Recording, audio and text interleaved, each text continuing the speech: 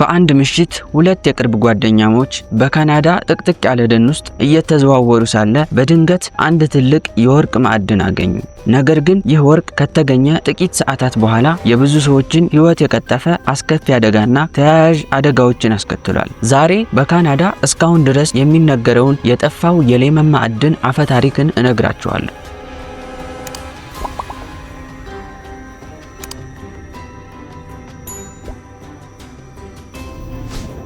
ታሪኩ የሚጀምረው በ1870 ሲሆን ላፊየት የተባለ አንድ ባለጸጋ ሰው ለፍራንክ ለተባለው ባልደረባው አንድ ምስጢራዊ ስራ ሰጠው። ፍራንክን በካናዳ ደኖች ውስጥ ወርቅ ፈልገህ አምጣልኝ አለው። ፍራንክ በዚያ ዘመን የወርቅ ክምችቶችን በማግኘት የታወቀ ስለነበር ወዲያውኑ ተስማማ። ወርቁን ለመፈለግ 12 ሰዎችንና የቅርብ ጓደኛውን ብላክ ጃክን ቀጠረ። በአልበርታ ካናዳ ደኖች ውስጥ ጥቂት ሰዎች ብቻ የሚያውቁት የተደበቀ የወርቅ ማዕድን እንዳለ ሰምተው ነበር። ለብዙ ወራት በጫካ ውስጥ ቢንከራተቱም ምንም ሊያገኙ አልቻሉም። ተስፋ ቆርጠው ፍራንክና ብላክ ፍለጋውን አቁመው በሚቀጥለው ቀን ወደ ቤታቸው ለመመለስ ወሰኑ። ከሌሎቹ 12 ሰዎች ጋር በፈረስ ላይ ሆነው ለመጨረሻ ጊዜ ጫካውን ሲቃኙ ፍራንክ በድንገት አንድ ትንሽ የግርጌ መንገድ ተመለከተ። መንገዱ እንስሳት የረገጡት ይመስል ነበር። ፍራንክም በዚያ መንገድ ለመሄድ ወሰነ። አንድ ሰው በጆሮው በዚህ ሂድ የሚለው መሰለው። ጓደኞቹም ወደፊት ሂደው ነበር። አብሮት የነበረው ብላክ ብቻ ነበር። ሁለቱ ጓደኛሞች ብቻቸውን መንገዱን ለመከተል ወሰኑ። በመንገዱ ላይም ሲሄዱ እንግዳ የሆነ የሹክሹክታ ድምጽ መሰማት ጀመረ። ጫካው ራሱ የሚያናግራቸው ይመስል ነበር። መጀመሪያ ላይ ደነገጡ። ነገር ግን ሌሎቹ ጓደኞቻቸው የሚጠሯቸው መሰላቸው። ከዚያም ያንኑ መንገድ ተከትለው ሲሄዱ አንድ ወንዝ ላይ ደረሱ። ፍራንክ ውሃ ለመቅዳት ከፈረሱ ወርዶ ወደ ወንዙ ሲጠጋ ያየውን ማመን አልቻለም። በወንዙ ግርጌ ስር አንድ ትልቅ የወርቅ ቁራጭ ነበረ። ወርቁን አውጥቶ ለብላክ አሳየው። ሁለቱም ማመን አቃታቸው። ወንዙን ተከትለው ሲሄዱ ወንዙ ሙሉ በሙሉ በወርቅ የተሞላ ነበር። የወርቁን መነሻ ለማግኘት ጉዟቸውን ቀጥለው አንድ ዋሻ ላይ ደረሱ። ዋሻውን ሲመረምሩ ከ1 ቢሊዮን ዶላር በላይ የሚያወጣ ወርቅ እዚያ መኖሩን አረጋገጡ። በደስታ መጨፈርም ጀመሩ። ነገር ግን ቀስ በቀስ በአእምሯቸው ውስጥ አንድ አስፈሪ ጥያቄ መጣ። ይህንን መረጃ ለቀጠራቸው ሰው መንገር አለባቸው። እሱም ምንም ሳይለፋ አብዛኛውን ወርቅ ይወስደዋል። ስለዚህ ፍራንክ ይህንን አልፈለገም ነበር። ወርቁ ለራሱ ብቻ እንዲሆን ነበር ፍላጎቱ። በዚያም ምሽት እዚያ ቦታ ሰፍረው ጠዋት ለመወሰን ተስማሙ። ድንኳን ተክለው እራት እየበሉ ሳለ ፍራንክ ለማንም አንናገር ብሎ ድርቅ አለ።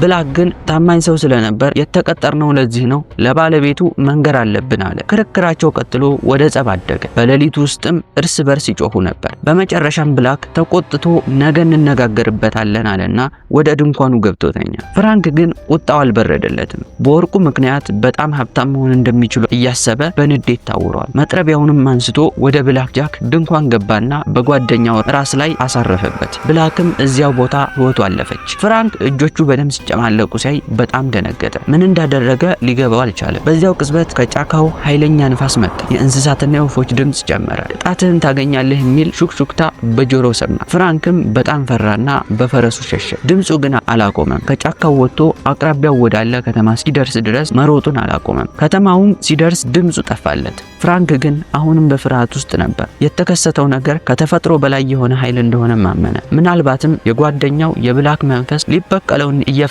መስሎት ነበር። ከዛም ወደ አንድ ቤተክርስቲያን ሄዶ እዚያው አደረ። ጧት ላይ ቄሱ ሲቀሰቅሱት ፍራንክ የሆነውን ነገር ሁሉ ተረከላቸው። በወርቅ ምክንያት ጓደኛውንም እንደገደለ አመነ። ቄሱ ስለ ወርቁ ሲሰሙ በአይናቸው ውስጥ የስግብግብነት ስሜት ታይ ነበር።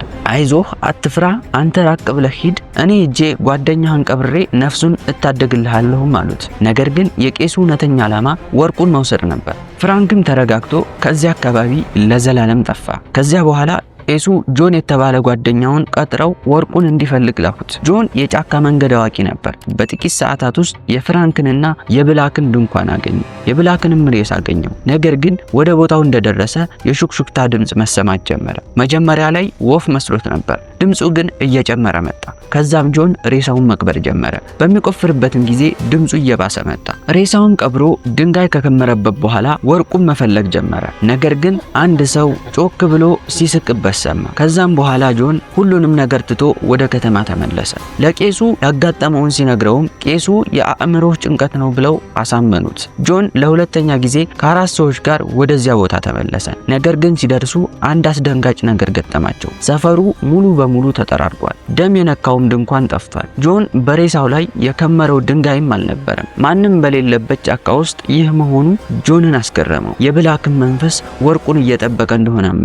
ጆንም ወርቅ መፈለጉን ትቶ ወደ መጠጥ ሱስ ገባ። ከጥቂት ቀናት በኋላ ጆን በመጠጥ መመረዝ ምክንያት ሞተ። ቄሱ ይህንን ሰምቶ ራሱ ወርቁን ለመፈለግ ሄደ። ነገር ግን ጫካው ውስጥ ሲደርሱ በድንገት ቃጠሎ ተነስቶ መንገዱ በሙሉ ጠፍቶ ነበር። የወርቁ ወሬም ፍራንክንና ብላክን ቀጥሯቸው ወደ ነበረው ወደ ላፋየት ደረሰ። እሱም ጉዳዩን አላመነም ነበር። ነገር ግን የወርቁን መገኛ የቀጠረው ሰው በመንገድ ላይ በማይታወቅ ሁኔታ ሞተ። ላፋየት ግን ተስፋ አልቆረጠም። የወርቅ ፍላጎት እሱን የተቆጣጠረው ይመስል ነበር። ለ30 ዓመታት ያህልም ፈለገ። በመጨረሻም ወርቁን እንዳገኘው በመጨረሻ ደብዳቤው ላይ ጽፎ ነበር። ነገር ግን በዚያው ቀን በቤቱ ውስጥ እሳት ተነስቶ እሱም ሞተ።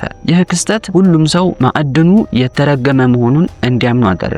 ከዚያ በኋላ ማንም ሊፈልግ አልደፈረም። ይህ ታሪክ እስካሁን ድረስ የጠፋው ማዕድን በሚል ስም ታዋቂ ሆኗል። እናንተስ ስለዚህ አፈ ታሪክ ምን ታስባላችሁ? አስተያየታችሁን በኮሜንት መስጫ ቦታ ላይ አስቀምጡልኝ። በቀጣይ በአሪፍና በእውነተኛ ታሪክ እመለሳለሁ። ለቻናሉ አዲስ ከሆናችሁ ሰብስክራይብ በማድረግ ቤተሰብ መሆን ትችላላችሁ።